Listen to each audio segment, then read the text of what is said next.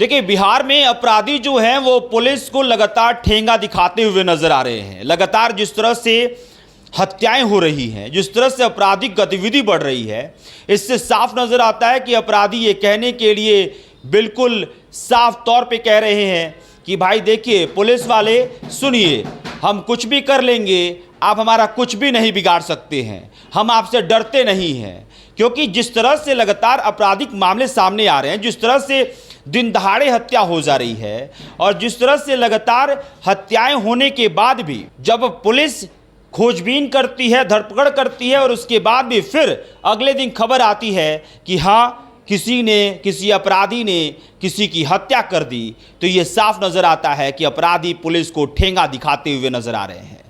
वैशाली की खबर है। वैशाली जिले के जंदाहा प्रखंड के मरई गांव का ये पूरा तस्वीर है, जहां पर एक 22 साल के लड़के को गोली दाग दी जाती है। ये बताया जा रहा है कि अपराधी के द्वारा पहले उसे फोन कॉल किया जाता है, यानी कि जो लड़का है उसको 22 साल का जो युवा था जिसकी हत्या की गई है, उसको पहले कॉल किया जाता है और उसके बाद से उसे बोला जाता है कि बाहर आओ थोड़ी वक्त के लिए।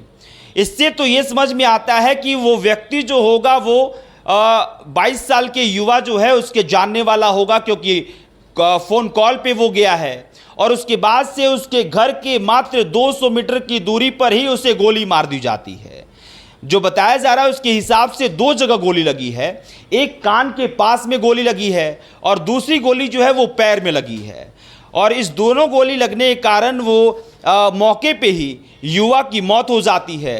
ये बताया जा रहा है कि 22 साल का युवा जो कि ग्रेजुएशन पास कर चुका था और उसके बाद से आगे की पढ़ाई कर रहा था और उसी 22 साल की युवा की हत्या कर दी गई है। ये भी परिवार वाले बता रहे हैं कि कोई भी दुश्मनी नहीं थी, किसी से अनबन भी नहीं था, लेकिन फिर भी उस युवा की हत्या कर दी जाती है। तो ये बात साफ है कि जिस तरह से लगातार हत्याएं हो रही हैं, अपराधी ये बता रहे हैं कि हमें किसी बात का डर नहीं है, हमें खौफ नहीं है, हम बच जाएंगे, इस बात का हमें विश्वास है, ये लगातार अपराधी बताते हुए नजर आ रहे हैं।